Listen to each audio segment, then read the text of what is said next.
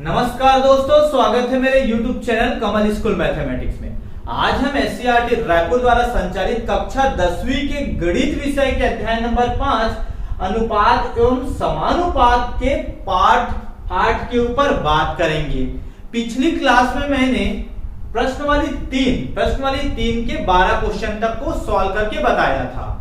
अगर आप उन सभी वीडियो को नहीं देखे होंगे तो आप उसको एक बार देखिए। मैं उन सभी वीडियो का लिंक इस वीडियो के डिस्क्रिप्शन में दे दूंगा।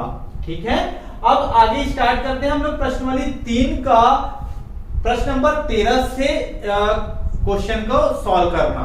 प्रश्न नंबर 13 क्या बोल रहा है, यदि 10 बल्बों को 60 दिन तक 4 घंटे प्रतिदिन जलाने में 80 रुपए का विद्युत व्यय आता है तो कितने बल्ब 16 दिन तक 3 घंटे प्रतिदिन जलाए जाने पर 40 रुपए का विद्युत व्यय आएगा। बहुत आसान है, ये भी हम लोग पढ़े हैं अनुक्रमानुपाती व्युत्क्रमानुपाती। अगर आप उसको जानते होगे तो ये क्वेश्चन तो आसानी से सॉल्व हो जाएगा।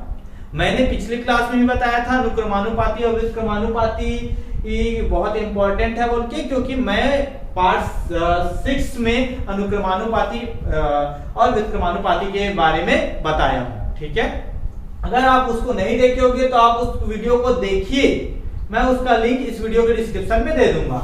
ठीक है, अब आगे बढ़ते हैं हम लोग प्रश्न नंबर 13। ठीक है, इसको सॉल्व करते हैं। ये इसमें देखो 10 बल्बों को 60 दिन तक 4 घंटे प्रतिदिन जलाने में 80 रुपया आता। मतलब एक बल्ब, अगर एक बल्ब एक दिन में 4 घंटा जलता है तो 60 दिन में कितना समय लेगा, पहले वो निकाल लेते हैं। तो ये पहली स्थिति हल। इसका पहला कंडीशन क्या बोल रहा है, एक बल्ब को जलने में लगा समय, पहले समय निकाल देते हैं, लगा समय।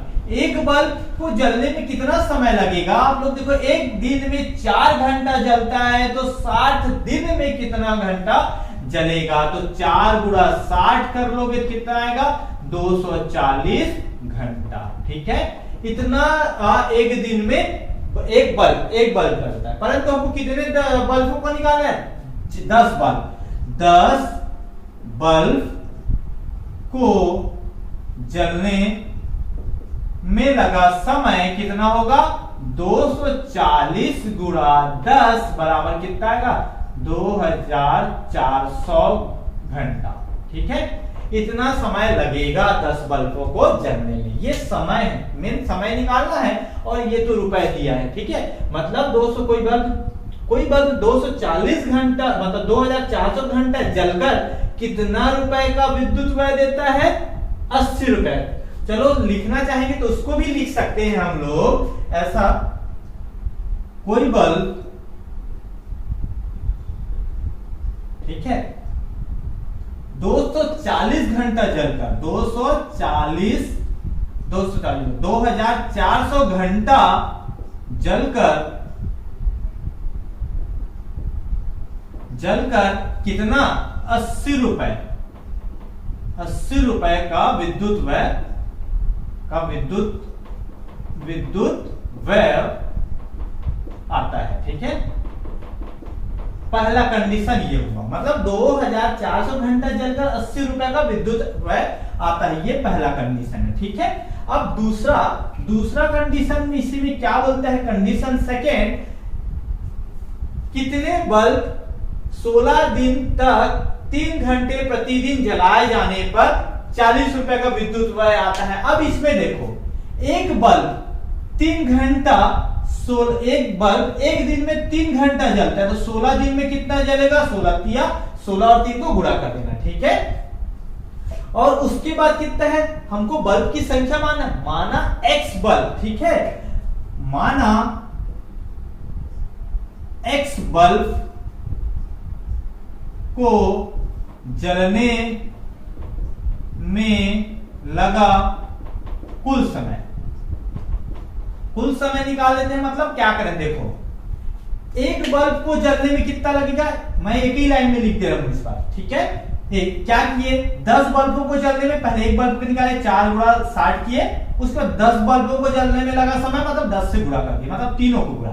तो x बल्ब को जलने में लगा समय मतलब 16, x गुणा 16 गुणा 3। समझ में आ रहा है ना? एक बल्ब को जलने में एक दिन में 3 घंटा जलता है, तो 16 दिन में 16 3 48, ठीक है।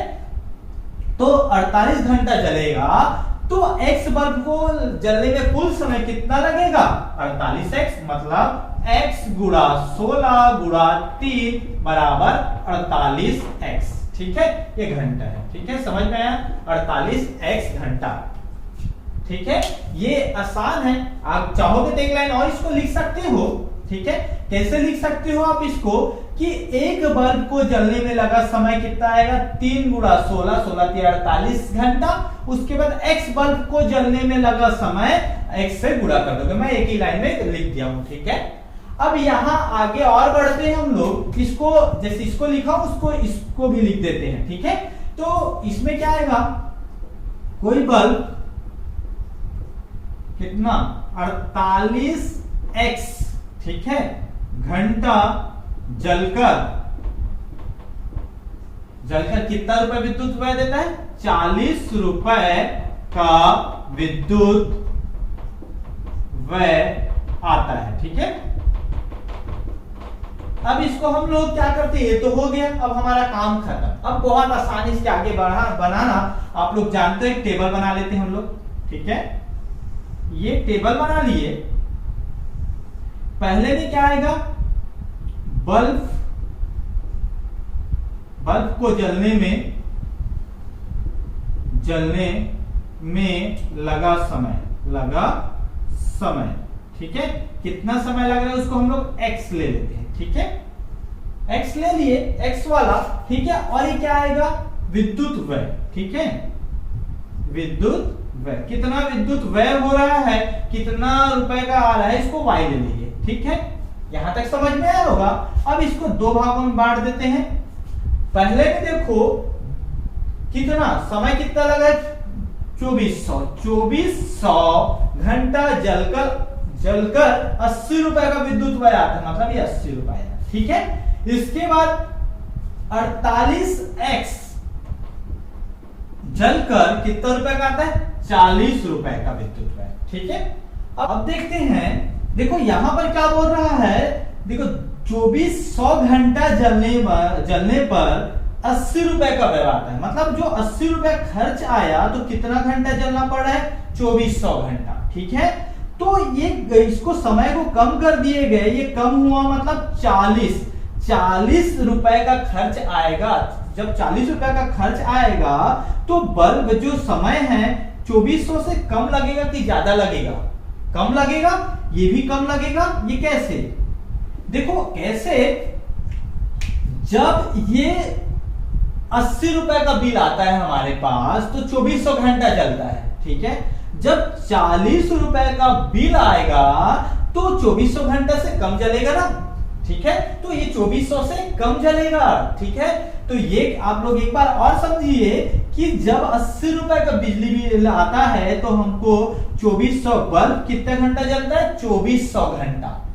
जब 40 रुपए का बिल आएगा तो 2400 से कम घंटा बल्ब जलेगा ना, तो ये भी कम। देखो अब देखो, ये भी कम जल रहा है और ये भी कम। जब दोनों समान होता है, ये भी कम हुआ ना, 2400 से भी कम, 80 से भी कम। अगर दोनों कम होता है, मैं बताया था कि अनुक्रमानुपाती होगा कि व्युत्क्रमानुपाती। अगर एक बढ़ेगा दूसरा भी बढ़ता है, या एक कम होता है दूसरा भी कम होता है, तो कौन सा लगता है? अनुक्रमानुपाती या समानुपाती, ठीक है। और यदि एक बढ़ता है और एक कम होता है, या एक कम होता है एक बढ़ता है, तो क्या होता है? वो व्युत्क्रमानुपाती। तो ये क्या लगेगा, कौन सा अनुक्रमानुपाती होगा कि व्युत्क्रमानुपाती? ये अनुक्रमानुपाती होगा, क्योंकि दोनों एक जैसा कम हो रहा है। समझ में आया ना? यहाँ पर x1 कितना है? x1 बराबर क्या हो गया? ये x वाला तो x1 x2 तो कितना हो गया? 2400, ठीक है। x2 कितना है? 48x, ठीक है। और y1 कितना है इसमें? 80, ठीक है। और y2 कितना है इसमें? 40, ठीक है। ये समझ में आया होगा, y1 80 और y2 40, ठीक है। अब आगे बढ़ते हैं लोग, यह किसमें है? यह क्या है? अनुक्रमानुपाती क्रमानुपाती विचरण रखता है, ठीक है, विचरण रखता है। ये अनुक्रमानुपाती है या समानुपाती, ठीक है। तो अब देखो इसको कैसे, अनुक्रमानुपाती और व्युत्क्रमानुपाती दोनों का मैं फॉर्मूला बताया हूं, ठीक है, आप उसको देखिए जरूर, तभी ये समझ में आएगा। अब अनुक्रमानुपाती का फॉर्मूला क्या है, अगर नहीं देखे होंगे तो फॉर्मूला को आप लोग समझ जाइए, क्योंकि इसको मैं फॉर्मूला बनाना भी बताया हूं आप लोग को, ठीक है। अनुक्रमानुपाती का फॉर्मूला क्या होता है, इसमें 1 और 1 दोनों एक तरफ रहता है, x1 रहता है, परंतु ये y1, x1 अनुपात y1 समानुपात ये क्या हो जाएगा, x2 अनुपात y2, ऐसा होता है फॉर्मूला ये, x1 अनुपात y1, ठीक है, x2 अनुपात y2, ठीक है। अब इसका मान रख देते हैं हम लोग, ठीक है, मान रखेंगे x1 y1 और x2 y2 का, ठीक है। x1 की जगह कितना आएगा 2400, ठीक है, अनुपात y1 की जगह कितना है 80, समानुपात x2 की जगह कितना है 48x और y2 की जगह क्या है 40, मान रख दिए। अब इसको सॉल्व करते हैं हम लोग, इधर सॉल्व कर देते हैं, ठीक है। तो इसको कैसे होगा, ये बटे के रूप में होगा या तो डायरेक्ट 2400 का गुणा 40 से बराबर 80 गुणा 48x से, ये आउटर का गुणा और इनर का गुणा हो जाता है इसको सॉल्व करना, या फिर इसको बटे के रूप में लिख के सॉल्व कर सकते हो ऐसा 2400, ठीक है, अनुपात को बटे बदलोगे क्या हो जाएगा बटा 80, ठीक है, और समानुपात की जगह पे बराबर, ठीक है, ये हो गया 48x बटा 40, ठीक है, ये आ गया। अब इसको सॉल्व करते हैं हम लोग, ठीक है, इसको सॉल्व करेंगे, x का मान निकालेंगे, 40 को इधर भेज दो, ठीक है, तो कितना आएगा, या तिर्यक गुणा पहले कर दो, ठीक है, 2400 गुणा 40, अगर आप लोगों को कंफ्यूजन हो रहा होगा तो डायरेक्ट कर सकते हो, 40 का गुणा इधर, 80 को उधर भेजने की जरूरत नहीं है, ठीक है, परंतु आप लोग बेसिक कॉन्सेप्ट से चलो तो वैसे चलो, ठीक है, 48x गुणा 80, मतलब इसमें क्या है, x का गुणा 48 के साथ भी है, गुणा है, ठीक है, x का गुणा 48x मतलब 48 x के साथ गुणा। अब x का वैल्यू आप लोग निकालोगे तो 48 भी इधर आ जाएगा और 80 भी इधर आ जाएगा, गुणा है तो ये दोनों इधर भाग में आ जाएगा, तो 2400 गुणा 40 बटा 48 गुणा 80 बराबर x, मतलब x का वैल्यू निकाल रहे हो तो x का मान निकाल रहे हो, तो 48 इधर गुणा है इधर भाग में है, 80 इधर गुणा है तो 80 इधर भाग में है। अब इसको काट देते हैं, डायरेक्ट काट देते हैं, 40 से कम 40, 40 दूनी 80, ठीक है, और कटेगा ये 24 से कट जाएगा, ये 48 डायरेक्ट आप 2 से भी काट सकते हो, ये देखो 24 से कम 24 और ये 2 0 100 आएगा, ये 24 दूनी 48। अब ऊपर में 100 है, नीचे में 4 है, तो ऐसा काट सकते हो, 2 एकम 2, ये आएगा 50 बार में, ठीक है, फिर 2 एकम 2 कितना बार में आएगा 25 बार में, ठीक है। तो x का मान कितना आया, x बराबर क्या बचा आखिरी में 25, मतलब 25 वर्ग, ठीक है। हम लोग कितना देखो माना x वर्ग को माने थे ना, x वर्ग, तो उत्तर में आएगा 25 वर्ग, ठीक है। आप लोग पूरा लिखेगा, मैं नहीं लिखा हूं, पूरा लिखेगा, 25 वर्ग को जलने में 16 दिन, 25 वर्ग 16 दिन तक 3 घंटे प्रतिदिन जलाए जाने पर 40 रुपए का विद्युत व्यय आएगा, तो आंसर कितना आएगा 25 वर्ग। हम इसको शॉर्टकट मेथड से भी बना सकते हैं, जिसको बताया था मैं आप लोग को, कैसे बताया था कि शॉर्टकट में इसको कैसे बनाना है वो बताया था, उसको भी देख लीजिए, 2 मिनट का है, ठीक है। तो आप लोग को तो एग्जाम में इस मेथड से बनाना है, कहीं इस मेथड से आपको कुछ अगर समय बहुत कम है, बहुत कम, तो आप शॉर्टकट मेथड से बना सकते हो कॉम्पिटिशन एग्जाम के लिए, ठीक है। तो इसमें अगर बनाना चाहोगे तो इसको हल करोगे मेथड 2, ठीक है, कैसे बनाओगे इसको देख लो, क्या कहते हैं उसको देख लो। 10 बल्ब मान लो, माना ये 10 बल्ब है, ये P1 मान, P1 दिया है चाहे 10 बल्ब, ठीक है, 10 बल्ब है ना। उसके बाद ये T1, ये D1 मान, D1 कितना है 60 दिन, ठीक है।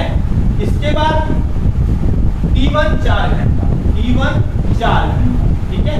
और ये जो दिया है ना 80 रुपए, वो क्या है W1, वो कार्य है उसका, W1 बराबर 80, ठीक है, 80 रुपए, ठीक है। इसी प्रकार P2 बराबर आप लोग निकालोगे क्या आएगा, D2 को x मान लो, ठीक है।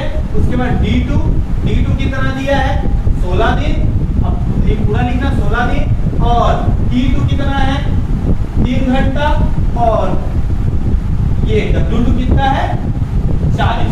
ठीक है, देखो ये मैं आपको इसलिए लिख रहा हूँ कि आपको समझाने के लिए। अगर शॉर्टकट में बनाना चाहते हैं, जैसे 1 नंबर को क्वेश्चन आके कभी कॉम्पिटिशन एग्जाम में, तो आप लोग ये सब लिखने की जरूरत नहीं, डायरेक्ट जितना दिया है 1 उसको पूरा कर दो और कार्य को भाग दे देते हैं। ठीक है, सूत्र क्या था, सूत्र इसका सूत्र कैसा है, P1 into D1 into T1 upon W1 बराबर P2 into D2 into T2 बटे W2।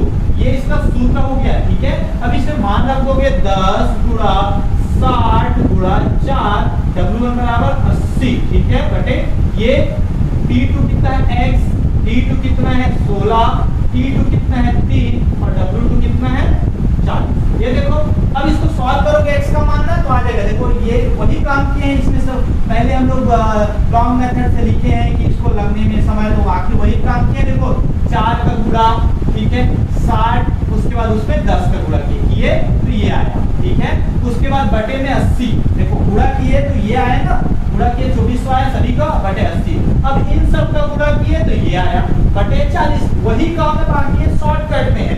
ठीक है, तो आप x का मान निकालोगे तो सबको पक्षांतर कर देना। ठीक है, ये 0 0 कटेगा। ठीक है, ये 4 एकम 4, 4 दूनी 8, 2 एकम 2, ये 30। इसी प्रकार ये सबको इधर पक्षांतर कर देना, क्या आएगा उधर 30 50 30 गुणा 40। ठीक है, ये कट जाएगा और इसको 4 चौक 16, 4 दहम 40। ठीक है, 2 दूनी 4, 2 पंचे 10। ठीक है, ये आया। तो देखो ये 30 हो गया इधर, और ये 5 इधर भाग है, इधर आएगा तो गुणा होगा। उसके बाद ये 2 इधर गुणा है तो इधर आएगा भाग, और ये 3 इधर गुणा है, इधर आएगा तो भाग। x का मान तो कितना आएगा, देखो 3 दहम 30, ये 2 एकम 2, 2 पंचे 10, 5 पंचे 25। x का मान कितना आया 25। तो वही मतलब है, बाकी ये क्या है शॉर्टकट है। ठीक है, ये इस तरीके से भी आप बना सकते हो, ऐसा कुछ नहीं है कि इससे बनाओगे नंबर नहीं मिलेगा। ठीक है, तो इससे भी बना सकते हो आप लोग। बाकी इसको और थोड़ा सा डिटेल करके लिखना, जहाँ P बराबर बल्ब है, D बराबर दिन है, ऐसा करके तो इस तरीके से भी बना सकते हो। मतलब दोनों का मतलब एक ही है, एक ही तरीके से बना है। ये इसको हम लोग लिख के इतना समय में लगा बोल के वो उसको लिखते हैं और उसमें डायरेक्ट सूत्र कर देते हैं। ठीक है, आप जैसा चाहो वैसा बना सकते हो। अब आगे बढ़ जाओ प्रश्न नंबर 14 की ओर। प्रश्न नंबर 14 बोल रहा है, किसी काम को 48 मजदूर 8 घंटे प्रतिदिन काम करके 25 दिन में पूर्ण करते हैं, तो 30 आदमी इसी काम से दुगने काम को, मतलब इसमें देखिएगा इसी काम से दुगने काम को 10 घंटे प्रतिदिन करके कितने दिन में पूर्ण कर लेंगे। बस यहीं पर आपको समझना है इस क्वेश्चन में, बाकी तो वैसे ही बनेगा सेम टू सेम। तो हल करते हैं। पहले लिखेंगे किसी कार्य को ना, किसी कार्य को 48 मजदूर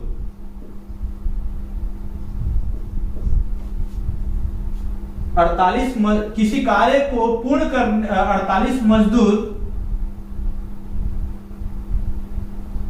द्वारा, ठीक है, मतलब किसी कार्य को 48 मजदूर द्वारा पूर्ण करने में लगा समय कितना होगा। ये एक दिन में 8 घंटा, तो 25 दिन में कितना घंटा, तो दोनों को गुणा कर देंगे। 8 गुणा 25 कितना आएगा 200 घंटा। ठीक है, 8 पंचे 40, ठीक है, और 8 दूनी 16, 16 40, 200 घंटा। ठीक है, अब उसी प्रकार ये पहला कंडीशन था। दूसरा में क्या, 30 आदमी इस काम से दुगने काम को 10 घंटे प्रतिदिन करने में कितने दिन में पूर्ण कर लेंगे। ठीक है, तो पहले तो माना x दिन में पूर्ण कर लेंगे। ठीक है, 30 आदमी, ठीक है, इसी कार्य के दुगने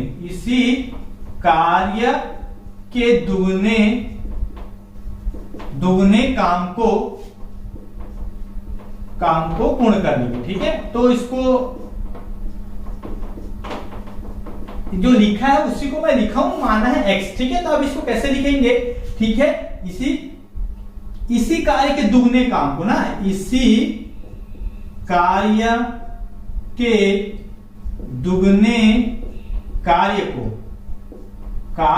को ठीक है कितना 30 आदमी 30 मजदूर, इसमें मजदूर है तो मजदूर लिख दे, मजदूर 30 मजदूर 48 मजदूर को लगा समय इतना है ठीक है, तो 30 मजदूर द्वारा पूर्ण करने में लगा समय 30, इसी कार्य के दुगने कार्य को 30 मजदूर द्वारा पूर्ण करने में लगा समय। इसमें क्या होगा आप लोग बस थोड़ा सा समझिएगा ठीक है। कितना आएगा देखो समय, उसमें क्या किए थे 8 घंटा 25 को गुणा किए कुल समय। इसमें कितना क्या करेंगे, कितना है देखो 10 घंटे और कितने दिन x दिन में, तो 10x आएगा, 10x आएगा मतलब दोनों को गुणा करेंगे 10 गुणा x ठीक है, ऐसा लिख देता हूं 10 घंटा ठीक है गुणा x दिन है ना, ये हो गया x, तो कितना आएगा ये 10x आएगा, 10x घंटा आएगा ठीक है। इसके बाद आप समझिएगा ये कितना कार्य को पूरा करना है, 2 गुना कार्य ठीक है, 2 गुना कार्य को। अब आप लोग समझिएगा यहाँ पर किसी कार्य को, ये दोनों हम लोग जब टेबल बनाते हैं ना दोनों कार्य एक ही होना चाहिए, एक ही कार्य को, तभी तो हम लोग कंपेयर कर पाएंगे कि किसी काम को उस, जैसे कोई दीवार है, कोई एक दीवार है, एक दीवार को 10 आदमी 10 दिन में बनाते हैं तो 20 आदमी उसी दीवार को कितने दिन में बनाएंगे, ऐसा है। बस आप वैसे ही समझिएगा एक काम को ठीक है, किसी एक काम को, तो उसका दुगना काम को इतने दिन में कर रहे हैं ना, तो दुगना काम को, तो उसी काम को लाने के लिए क्या करना पड़ेगा, 2 का भाग इसमें देना पड़ेगा। क्यों देना पड़ेगा इसका कारण भी मैं बताया, ये दुगना है तो इसमें 2 को भाग, एक काम लाना है तो 2 का भाग देना पड़ेगा 1/2। तो कितना आएगा ये 2 एकम 2 2 पंचे 10, कितना आएगा 2 एकम 2 2 पंचे 10, कितना आएगा 5x घंटा ठीक है, 5x घंटा ठीक है। यहां तक समझ में आया होगा आप लोग को ठीक है। अब ये जैसे हम लोग ऐसा करते हैं, मान लो ये कोई कार्य को x मानो ठीक है, x है तो ये 5 ठीक है, x है तो ये मान लो 10 दिन ठीक है, आप लोग समझिएगा क्यों हम लोग 2 का भाग दिया। अब ये दुगना कार्य को मान लो 2x को, मतलब दुगने कार्य को ये 20 दिन में पूरा कर रहा है या 30 दिन में, ये वाला ठीक है, दुगने कार्य को 30 दिन में पूरा कर रहा है, तो 2 का इधर गुणा इधर आएगा तो भाग होगा ना, ये भाग करेंगे, इसलिए हम इसमें 2 का भाग किए हैं, याद रखिएगा। यहीं पर आपको समझना था ठीक है, जो कि आप लोग समझ चुके होंगे। अब एक टेबल बनाते हैं, जैसा कि बनाते हैं हम लोग, ये मजदूर की संख्या होगा, मजदूर इसको x मान लो और ये समय को आप y मान लो ठीक है। अब आप लोग देखोगे कि कितना 48 मजदूर 200 घंटा समय लेता है, 48 मजदूर 200 घंटा समय लेता है ठीक है। तो 30 आदमी या 30 मजदूर कितना ले रहा है 5x ठीक है, 30 मजदूर कितना समय ले रहा है 5x ठीक है। अब यहां से आपको ये बताना है कि अनुक्रमानुपाती है कि व्युत्क्रमानुपाती, इसको आप भूल जाइए ठीक है। आप इसमें देखिए 48 मजदूर किसी काम को 200 घंटे में करता है ठीक है, तो 30 मजदूर उसी काम को ना ठीक है, उसी काम को कितने घंटे में पूर्ण करेगा ठीक है। तो कितने घंटे में पूर्ण करेगा, देखो ये कम हुआ ठीक है, तो ये क्या हो जाएगा ज्यादा होगा ठीक है। देखो 48 मजदूर 200 घंटे में कम करे, अगर मजदूर की संख्या को कम कर दिया जाए, अगर इसको हम कम कर देते हैं तो ये तो जब हमको समय क्या लगेगा ज्यादा लगेगा, कम मजदूर की संख्या कम करेंगे तो किसी काम को पूरा करने में हमको ज्यादा समय लगेगा, तो एक कम होता है एक ज्यादा होता है, तो क्या होता है वो व्युत्क्रमानुपाती होता है, आप लोगों को पता है ठीक है। तो यह सबसे पहले तो ये निकाल लेते हैं कि ये x1 x2 क्या है, x1 बराबर क्या है 48, x2 का मान कितना है इसमें, x2 का मान 30 ठीक है, और ये y1 का मान कितना है 200 ठीक है, और y2 का मान कितना है 5x चाहोगे तो आप यहाँ एक लाइन में लिख सकते हो, इसी कार्य के दुगने कार्य को 30 मजदूर द्वारा पूर्ण करने में लगा समय कितना 10x। तो एक कार्य को 30 मजदूर द्वारा पूर्ण करने में लगा समय 10x बटा कितना 5, ठीक है, 10x बटा 2 लिख सकते हो। या देखो आप ऐसा भी लिख के बना सकते हो, या फिर आप ऐसा नहीं लिखना चाहते तो एक और तरीका है, ठीक है। देखो इसी कार्य के दुगने कार्य को 30 मजदूर द्वारा पूर्ण करने में लगा समय कितना है 10 घंटा, ठीक है, 10 घंटा गुणा x दिन, तो कितना आएगा 10x घंटा, ठीक है। ऐसा लिख सकते हो, एक लाइन और लिख सकते हो ऐसा, इसी कार्य को 30 मजदूर द्वारा पूर्ण करने में लगा समय 10x बटा 2, मतलब 2 का भाग दे देंगे, कितना आएगा 5x। समझ में, दुगने कार्य को पूर्ण करने में 10x समय लगा था, तो इसी कार्य को 30 मजदूर द्वारा पूर्ण करने में कितना समय लगेगा 5x। तो ये आगे आप ऐसा भी लिख सकते हो, और इससे पहले लिखा हूं वैसा भी लिख सकते हो, आप जैसा लिखिए, ठीक है। अब इसको हम लोग हल करते हैं। ये कौन सा है व्युत्क्रमानुपाती, यह व्युत्क्रमानुपाती विचरण रखता है, ठीक है। तो ये व्युत्क्रमानुपाती है, तो व्युत्क्रमानुपाती का फॉर्मूला क्या है मैं बता चुका हूं आप लोग को, क्या है x1 अनुपात x2। ये x1 और xx एक तरफ रहेगा और yy एक तरफ रहेगा। समानुपात, इसमें क्या होता है 1:2 के फॉर्म में होता है, उधर आता है 2:1 के हो जाता है, मतलब y2 अनुपात y1, ठीक है। ये व्युत्क्रमानुपाती का फॉर्मूला, वैल्यू को पुट कर देते हैं। x1 की जगह कितना रखेंगे 48 अनुपात x2 की जगह कितना रखेंगे 30 समानुपात y2 की जगह पे 5x और y1 की जगह पे कितना रखेंगे 200, ठीक है। अब इसको आप लोग हल कर सकते हो। इसको कैसे हल करेंगे, आप बटे के रूप में लिखोगे तो 48 बटा 30 बराबर, ठीक है, 5x बटा 200, ये हुआ। अब इसको क्या करेंगे, इसका 5x का 200 को भाग इधर आएगा तो गुणा हो जाएगा, ठीक है। तो आप ऐसा कर देना, ठीक है। अब कैसा होगा, इसको सॉल्व करेंगे तो 48 बटा 30, ठीक है, 48 बटा 30, ये 200 इधर भाग इधर आएगा तो गुणा होगा। आप डायरेक्ट तिरिया गुणा भी कर सकते हो, 30 को उधर करोगे फिर से 30 को इधर लाना पड़ेगा, उससे अच्छा आप ऐसे ही कर दो 200, ठीक है, बराबर कितना आया। अगर आप तिरिया गुणा करके बनाना चाहते हो तिरिया गुणा करोगे, चलो वैसे ही कर देता हूं, बाकी आप लोग जैसा भी इसको सॉल्व कर सकते हो ना। ये 30 का गुणा इधर हो जाएगा तो 5x गुणा 30, जैसा हम लोग पिछला क्वेश्चन में किए थे 48 गुणा 200। अब x का मान निकालेंगे, 5 इधर गुणा इधर आएगा, क्या हो जाएगा भाग होगा, और 30 इधर गुणा है तो इधर आएगा तो भाग होगा, क्या बचा x। अब काट तो कटेगा तो ये 0 0 कट गया, 5 एकम 5 5 चौक 20। अब 3 से 48 कटेगा, 3 एकम 3 3 एकम 3, एक बचा 3 छक्के 18, ठीक है।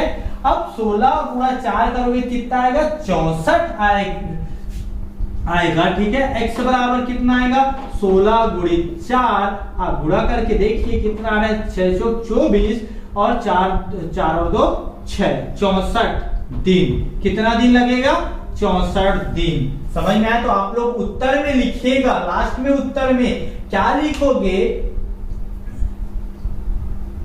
30 आदमी इसी कार्य से दुगने काम को 64 दिन में पूरा करेंगे। आप इसको आंसर के रूप में लिखिएगा।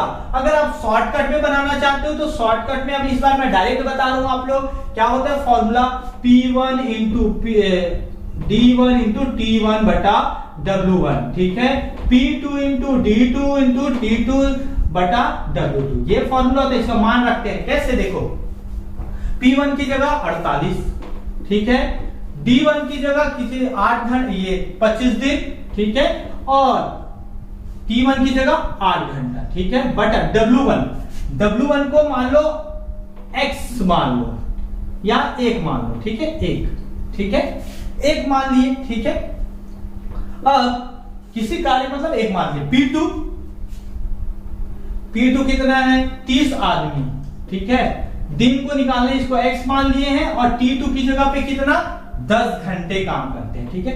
और W2 कितना होता है इसके दुगने कार्य को, मतलब पहले 1 था तो अब कितना हो जाएगा दुगना कार्य 2। अगर इसको y मानोगे तो कितना हो जाएगा 2y। आपको कैसे भी मान सकते हो, ठीक है। दुगना कार्य इसका दुगना होना, अगर 4 मानोगे तो ये 8 होगा, ठीक है, दुगना, ठीक है। समझ में आया कि नहीं आया?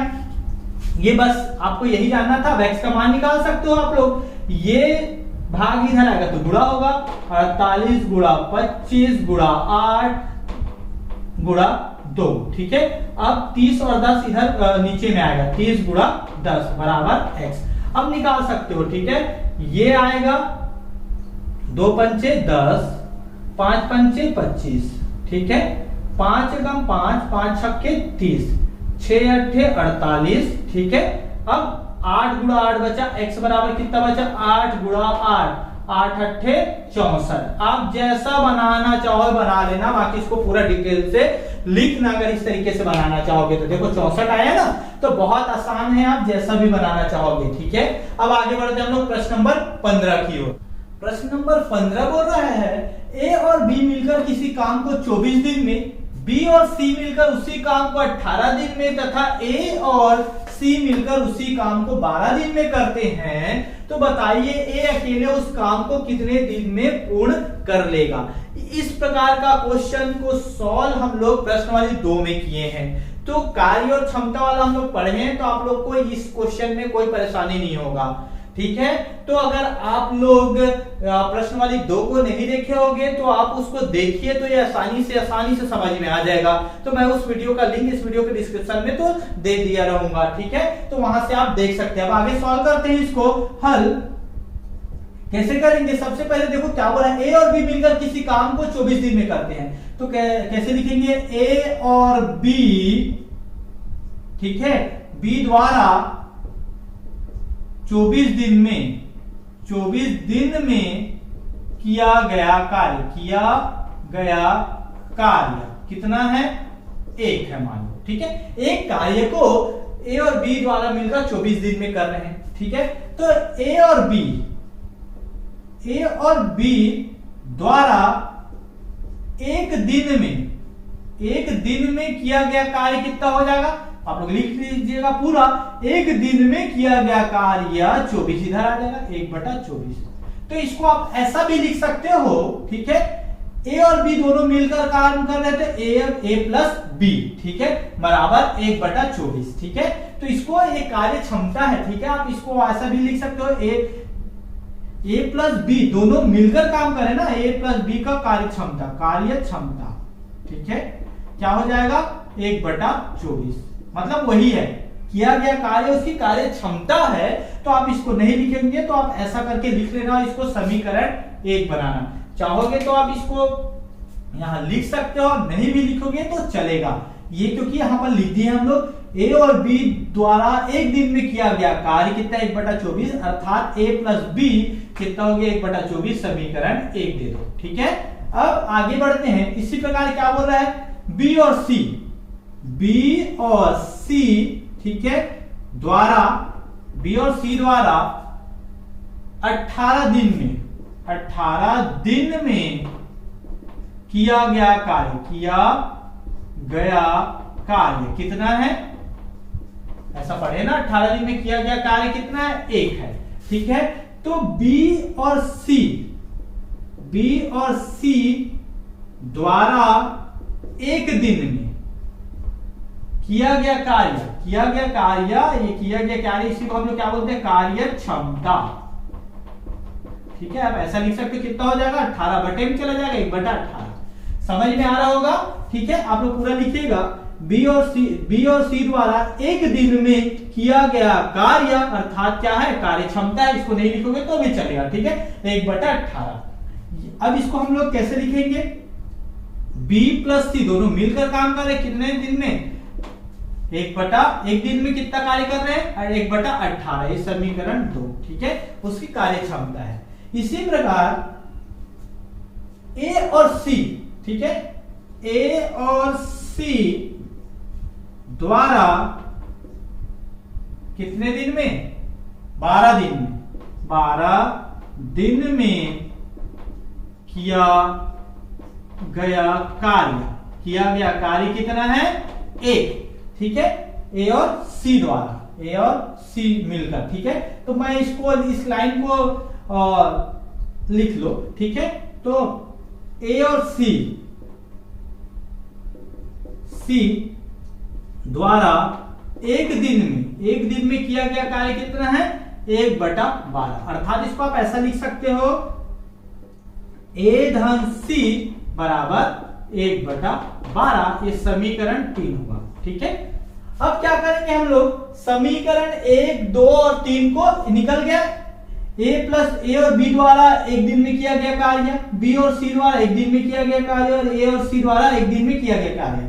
अब क्या करेंगे? समीकरण 1, 2 और 3 को क्या करेंगे? जोड़ देंगे। ठीक है, तो समीकरण 1 धन समीकरण 2 धन समीकरण 3 जब जोड़ोगे तो क्या होगा? देखो, a प्लस बी, ठीक है, पहला लेफ्ट हैंड साइड जुड़ेगा, धन b प्लस सी, ये आएगा धन a प्लस सी। क्या किए?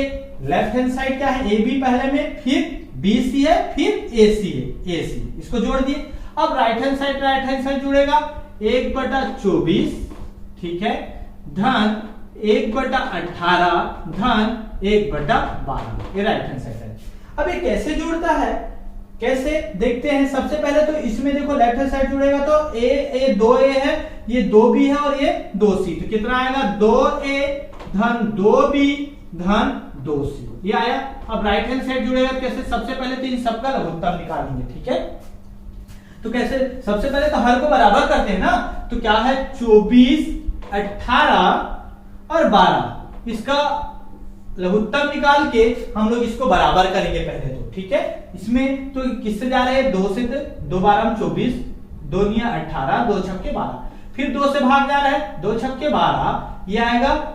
9 नहीं जा रहा है तो 2 तिया 6, अब 2 तिया 6, ये 9, ये 3, अब 3 से जाएगा, 3 एकम 3, 3 तिया 9, 3 एकम 3, अब भी 3 से जाएगा 1 1 और 1। कब तक भाग देते हैं?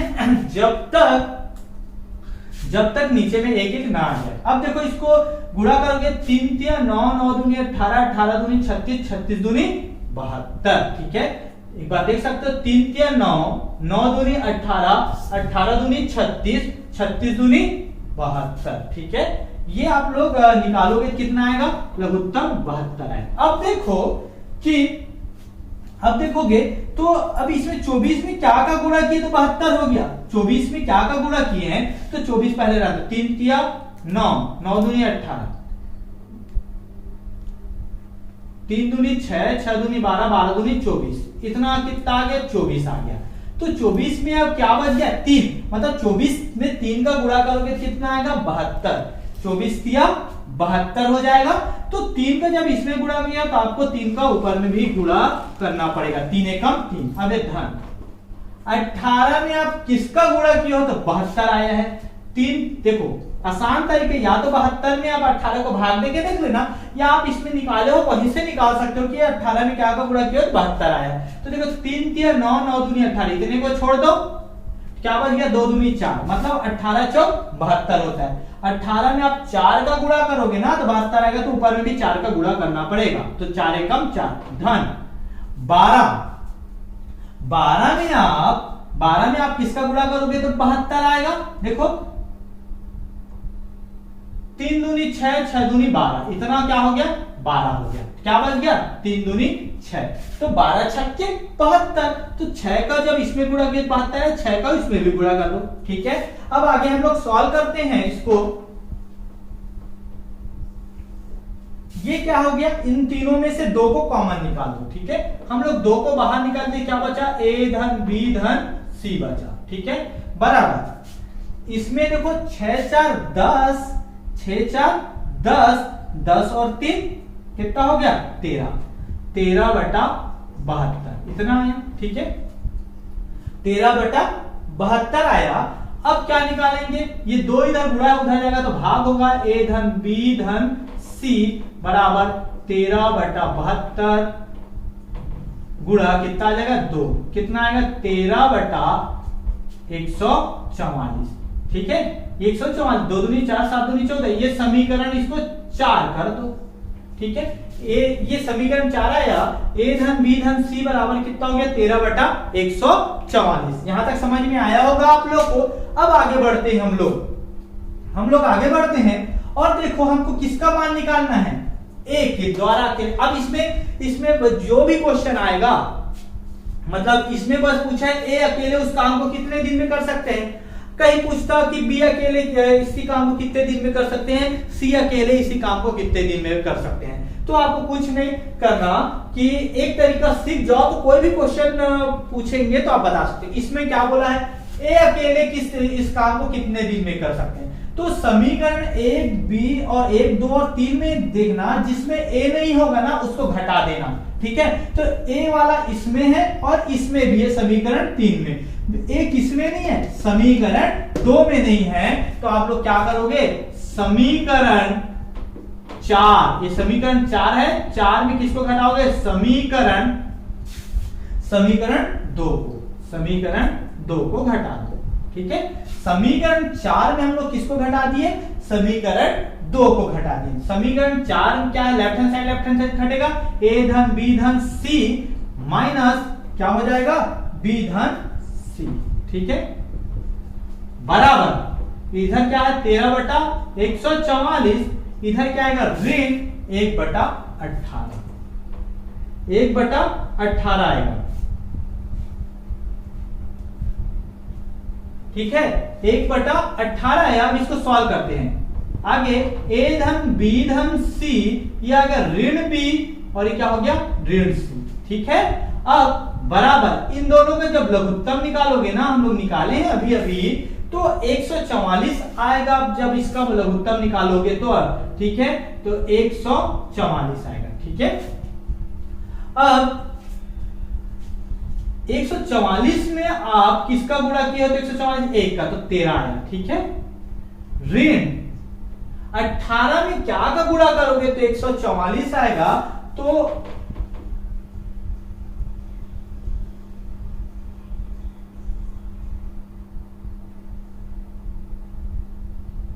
8 का, 8 अट्ठे 64। ठीक है, 8 एकम 8, 8 से 14, किसका गुणा करेंगे तो आएगा 8 का, या 144 में 8 18 को भाग देके देख लेना तो कितना आएगा 8 का आएगा।